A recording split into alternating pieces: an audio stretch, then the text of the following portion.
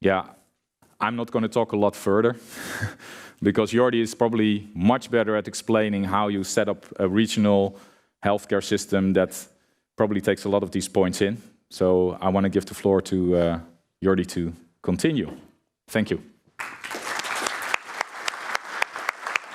Here we go.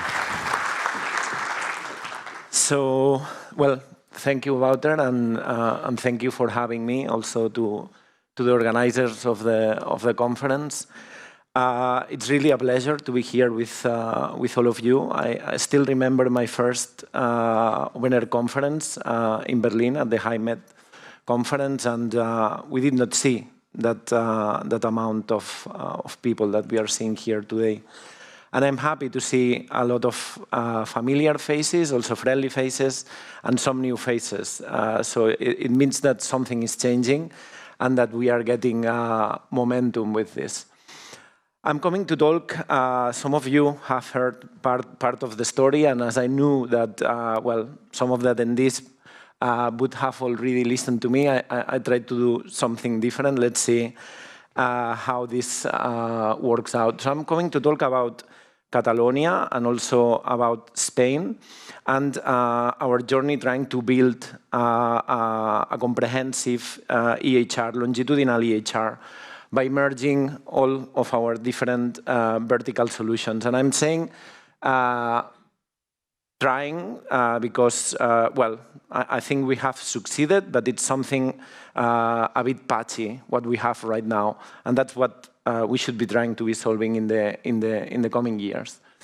So first, just some introduction to what is Catalonia and some big numbers about our region. Now, this last week, we recently knew that we have reached the 8 million citizens in Catalonia, so this number is a bit out to date. We are working in an NHS system, so it's a full beverage model funded by tax. I would say that as a distinction to almost everywhere else in Europe, it's that we have primary care fully embedded within the healthcare system. So primary care is not depending in the municipalities or nothing like this. It's fully depending from the regional Ministry of Health. And this is possibly a characteristic that makes our system, I would say, so interested in the continuity of care as a difference to other systems in which you have primary care, well, a bit separated from hospitals.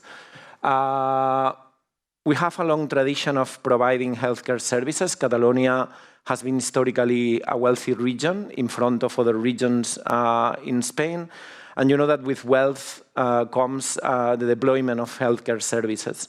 And we have healthcare organizations in Catalonia that date back to year 1700. So it's really old, very well-established healthcare organizations that historically have had the ability to select on their information technologies. And that ability has caused a lot of fragmentation. In Catalonia, we have, I mean, here in the Netherlands, it's mostly that you have, at the hospital level, you have Chipsoft or Epic. In Catalonia, we have 29 different products. And this means each different product is counted once, but then we have many installations of the same product. So imagine the complexity of our ecosystem. And also, well, plenty of healthcare facilities spread all across the region.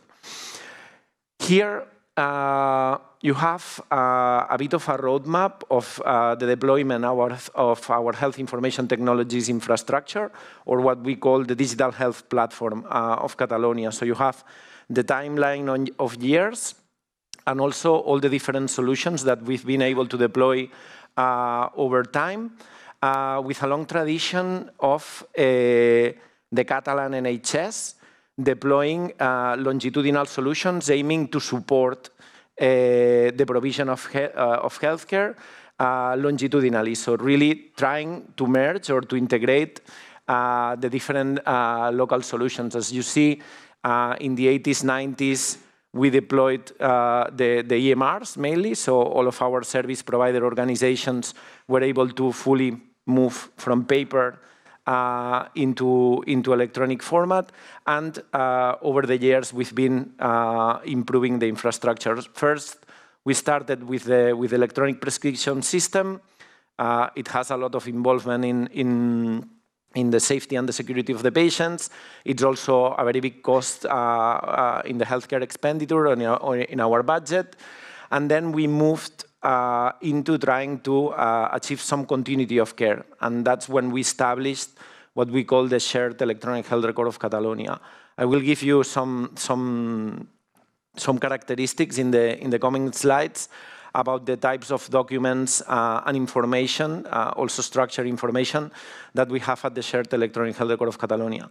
The shared electronic health record of Catalonia came as an answer from the NHS because local initiatives started to happen. So within the region of Catalonia, smaller regions inside of our region started to deploy their own interoperability solutions, trying to fix collaboration at the regional level. And this is something to your cumulus, I think it's that you mentioned, which I think is happening in Rotterdam. Well, we had plenty of those, and the NHS thought, well, maybe this it's something that we should try to articulate at the level of the region of Catalonia for everyone to be able to access all the information which is produced within the public sector.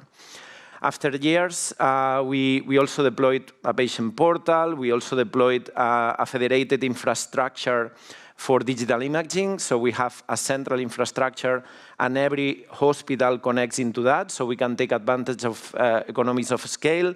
We have done the same with genomic data, also with digital pathology. And now, within the last years, and it's maybe since the year 2020, sorry, we've been moving towards the open platform, and we have launched a very big procurement on the open platform. And now, within this last year, we've been deploying solutions based fully on the principles, on the four guiding principles that Wouter was defining. Here, I wanted to add, I won't stop into this, but I wanted you to have some sense of which is the information that we hold at the level of the shared electronic health record of Catalonia. This is using mainly HL7 standards, IHE, and over the years, this is what we've been able to pack in the shared electronic health record of Catalonia. This is available for every single public healthcare professional that is part of our network of healthcare providers. And this is also, well, more information that we have at that level. Then, moving into the Spanish level, so all the previous was related only to Catalonia, so our region. It's one of the 17 regions in Spain. But in Spain, we have also managed to achieve a certain level of interoperability in between these 17 regions. Spain is a very decentralized country, and every region has full competence in healthcare, also in choosing the information systems for healthcare. But we have reached agreement in between all the regions, and following a set and a collection of archetypes from the ISO 13606, we have managed to also agree on some information to be exchanged. At the level of the shared medical record at the Spanish level, the priority is let's just exchange a summary of the information that enables minimal cross-border healthcare in between the regions. So anyone who is moving in between the regions may have minimal cross-border healthcare. So we have prescriptions, we have the clinical notes, diagnostics, lab results, well, a series of documents that we have agreed upon, and it's working quite well. Also, at the Spanish level, we've implemented the international patient summary, and it's already, for prescriptions and for some other stuff, it's already connected to other European countries.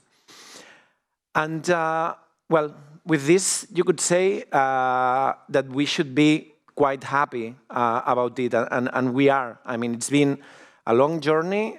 It's been a lot of effort from a lot of people who has invested time and resources in achieving such. But we have the feeling that this does not suffice the purpose. So after 20 years, maybe, trying to achieve this longitudinal EHR, I think that we can say now that we have got very little value. I mean, it's just the tip of the iceberg, the value that we have been able to get from all of this exchange. And we need to move towards something else. And that's when we start to reflect on which should be the future. What can we do different that improves the situation that we have? And don't get me wrong, we are happy, and we know that most of the countries in Europe do not have such a deployment. I mean, we look at Germany, we look at France, we look everywhere we look. I don't want to point any countries, but there is not, I mean, there's even countries that have voted against this exchange of information to happen in between the government and the healthcare institutions. But something else is possible. And I would like to first reflect on the EMRs. I mean, all of you who have worked with EMRs, this fantastic system of systems, know that from inside they look like this.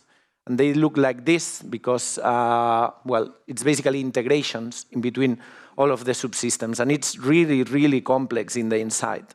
And it takes a lot of effort to maintain and to sustain this. But once, and this is, I'm talking about the vertical EMR of a single provider, what Wouter was mentioning as the monolithic solution of the provider.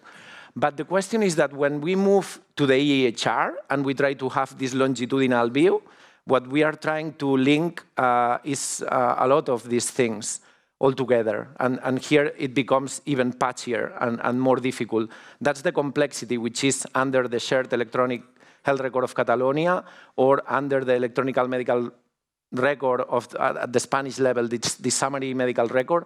It feels something like this.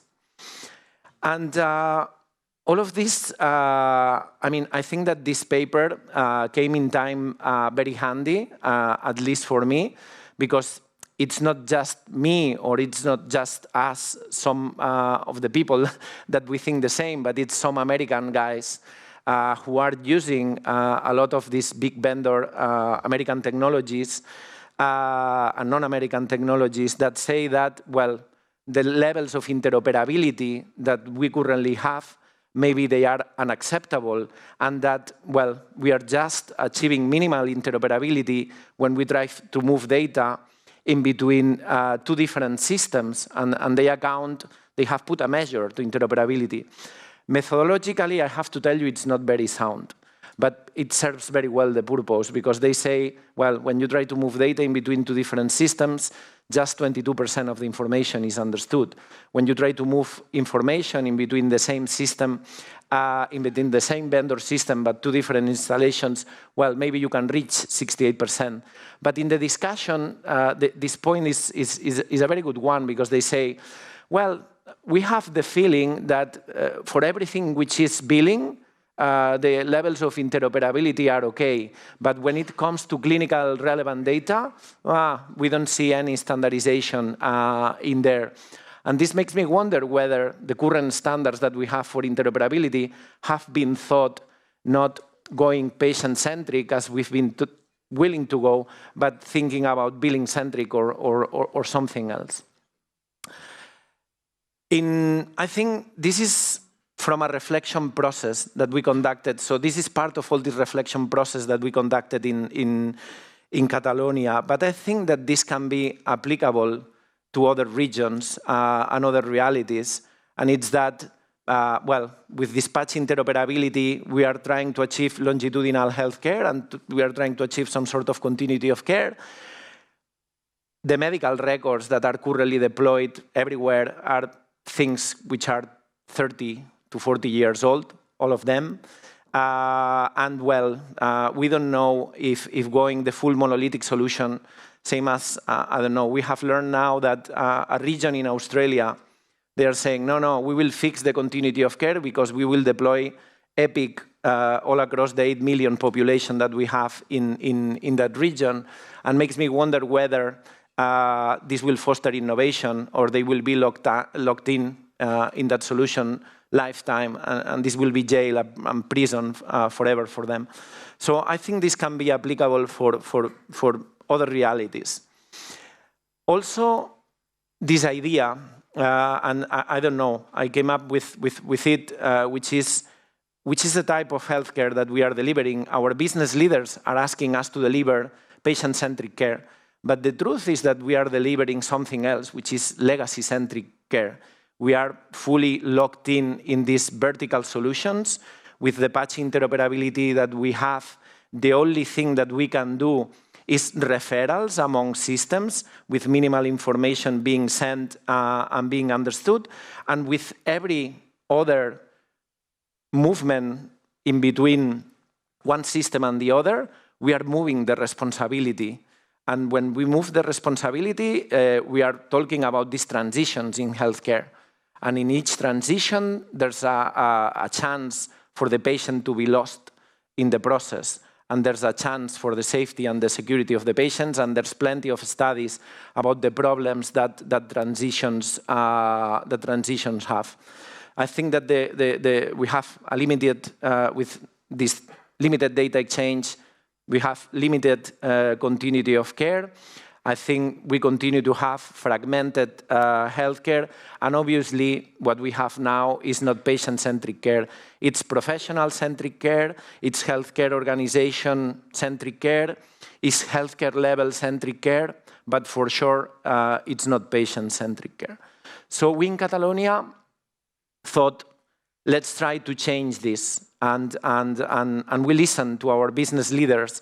They write every 4 or 5 years the health strategy for Catalonia, the business strategy.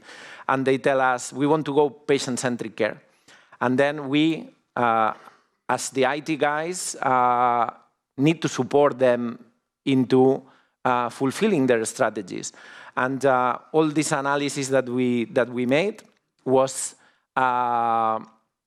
in line of, well, thinking things must be done differently, because if business leaders want us to deliver patient-centric care and they want us to move towards longitudinal care pathways in which healthcare professionals, doesn't matter the organization, doesn't matter the healthcare level, collaborate together towards solving the individual patient needs, we cannot do it in the way that we are currently doing this.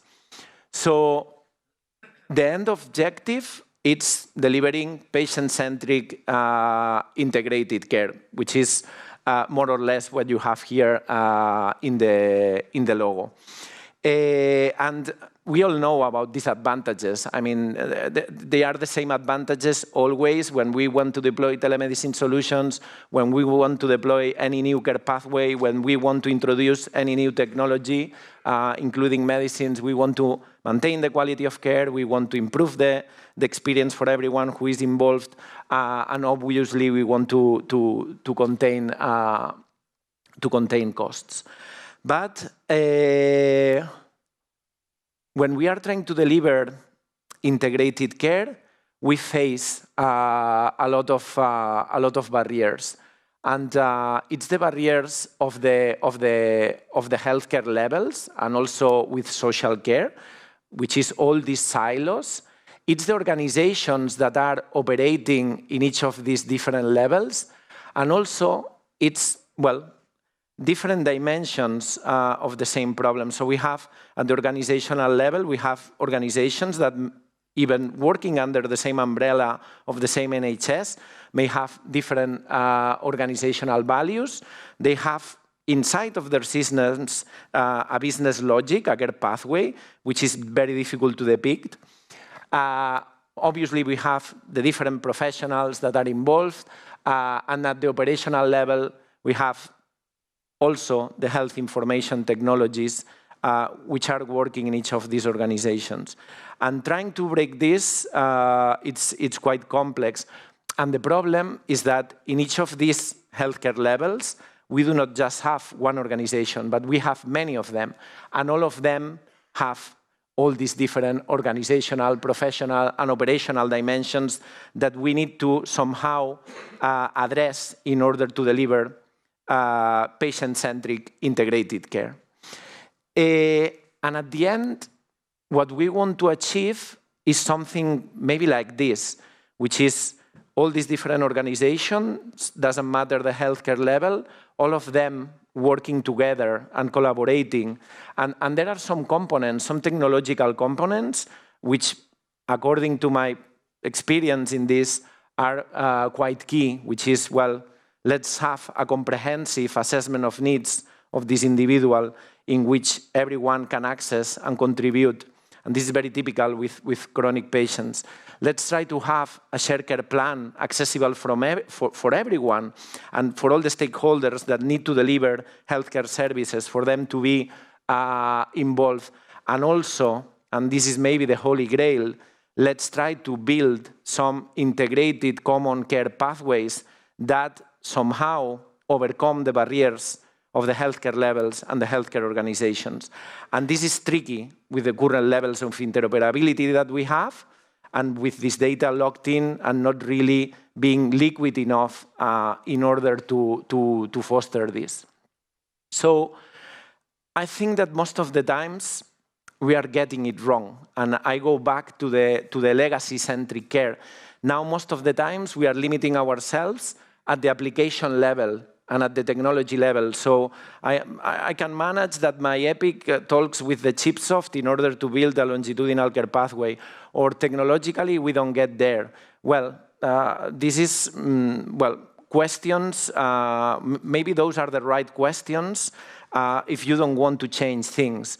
But if you want to change things, I think that we should ask ourselves in this direction, which is, let's think first about the care pathway that we want to solve, and let's not put any barriers into this. Some information needs will emerge from there, and then let's talk about the application layer, and then technology will be in there to support this. And I think that we need to change our mindset with this. Obviously, there's people that have organizations and systems that have invested a lot in their applications, and they put the applications first. But I think this is not patient-centric care, it's something else. I stole this from Rachel, so sorry, Rachel. The open platform, what we call the third generation EHR, with all of its characteristics, can be a solution for this. And we talk about data liquidity, we talk about the agnostic usage of standards, so let's use each standard for the purpose it was designed, the vendor neutrality, fostering innovation, all the 4 guiding principles that Wouter was mentioning before. I think that the open platform can provide an answer to that. And this is my final one and my final take. The open platform itself, it's not the critical success factor towards moving to the third generation EHR. I think it's very important because we are now right in the middle of this process, and it's a piece of technology. So technology per se doesn't change anything.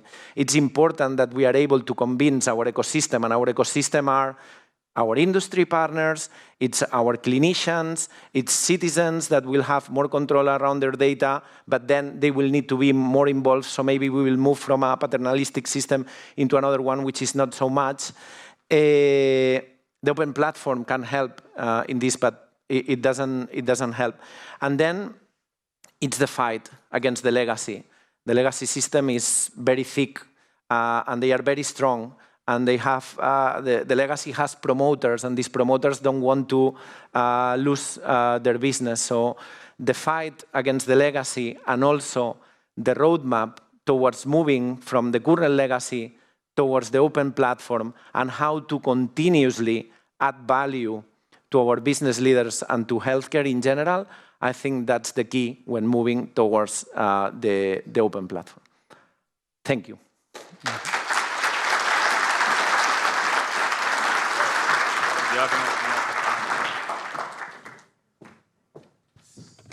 So let me see if this works. Yeah. Thank you, Jordi. You're welcome. Nice presentation. I get a clicker back. Okay, right. Some questions maybe from the audience. Somebody has a question Nobody. Otherwise, I have a question for you. Because you showed the slide of Spain. So how is this train of thought? Is this happening in the other regions as well, or are they thinking about? Yeah, that's. I didn't want to debrief about that, but now that you ask and it's not in a slide deck, I think I can do it. Spain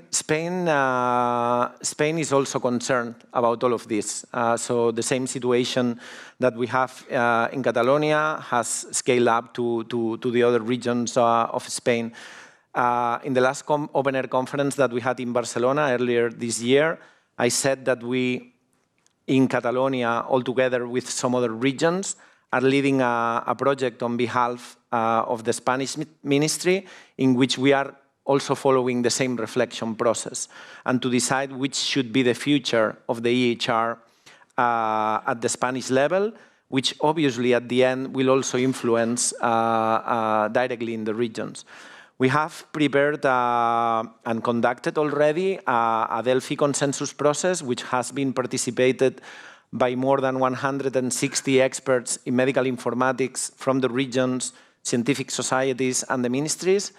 It was 45 questions that we sent to them, and we got agreement in every single of them, more than 80% agreement in each of the items of the questionnaire. To sum up, Spain agrees right now, all these experts, that we need to move towards an information architecture, that openEHR is the best solution in order to translate this clinical knowledge into the technical landscape. And now, and some other stuff, I mean, there's like 19 recommendations that the panel of experts is driving from the results of the Delphi study. And obviously, this study will need to undergo the approvals, but this may become legislation anytime soon. So this is what is happening now in Spain. So in some months, I hope it's few months, there may be an announcement at the Spanish level that this will be happening in Spain. That's good. And then you have to bring the fight to the legacy. Yes. Again. Okay. Very good. There's a question in the room. I'm going to hand you the mic. Maybe. Bring up the slide with the three blue circles a few slides back. Where you have openEHR and OMOP and FHIR. Yeah, this one. I was wondering, so we see openEHR there, and OMOP, and FHIR is not there. It's on the other section of the circle. Of course, it's an HL7. But what is the approach of Spain when entering, going from the national EMR to the transformation process you suggest? What is the role of openEHR in that process? And what's the role of FHIR? In that process, so in what I just explained for Spain, openEHR will be the one defining and guiding the discussions at a clinical level on how to model the healthcare domain and how to translate this clinical knowledge into the technical landscape. So we have already established an editorial board that will start modeling in openEHR if this is approved. So it's not yet approved. So please don't go in media saying that Spain will go into that because it needs the approval. And then also in the same documents, we acknowledge the capabilities that FHIR has to move information in between systems. Spain right now doesn't want to establish a central repository where all the regions would be sending the information. So right now, it's an exchange infrastructure. So in the same document, we acknowledge that we need to perform mappings in between these openEHR clinical models towards FHIR models to enable this transferability of the data. So right now, the proposal that comes in the document, it's this one that I'm mentioning now. I took the microphone, so it's easy for you. I have a question about like the governance. You show the picture of like the arrow with the three different things you have to do in order to transform into a more, a better way of working together. which like organization is very big part of that, and also like governance. How do you cope with governing multiple healthcare providers in accessing a platform? So in an independent way, how do you do that in Spain?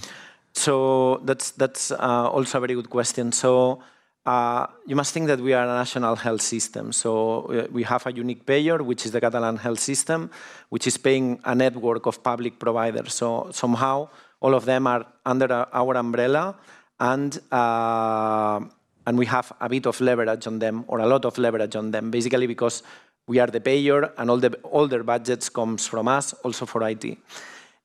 All of these providers operate in a virtual private network, so where exchange of information is secure, and in there we are establishing the central node of the platform, and we are currently in the process of deploying it. By the end of this month, we will have the first instance in production of the platform. We are working also, and now answering your question, on a project to federate multiple clinical data repositories, openEHR compliant, thinking that our healthcare organizations will be willing to have their own instance and to run their own applications. We are now establishing the foundations on how there will be a synchronization in between the central repository and all the different instances of the repository. So in the central instance managed by the government, possibly all of them will be managed by the government, we have all the information from all patients in Catalonia and all the different archetypes, compositions, templates, which are approved to be in the central instance of the CDR. And then all the other instances of the federation will be able to push information, pull information from the specific patient that they are dealing with, and when new information is produced, it will be pushed back into the central platform. So, I mean, we have already established, legislation on how to have a national EHR. All this exchange is right now happening with the Central Shared Electronic Health Record of Catalonia, and now it's just that we are changing the technological approach and also obviously the governance of the clinical information models. Okay, so and this all will be publicly funded, or do the different healthcare providers have to invest? No, everything will be public money coming directly from the government. So that's one strategy that we have used a lot with our providers. I told at the beginning, they have historically had the ability to decide on their investments in health IT. Now what we do is the ones that we invest directly, and therefore we take advantage of economies of scale, they don't have to pay anything. So they are very keen on the investments done centrally by the government, and it's better. Okay, thank you. Yeah, thank you very much. We're out of time. Thank you. So we have a break now. Yeah.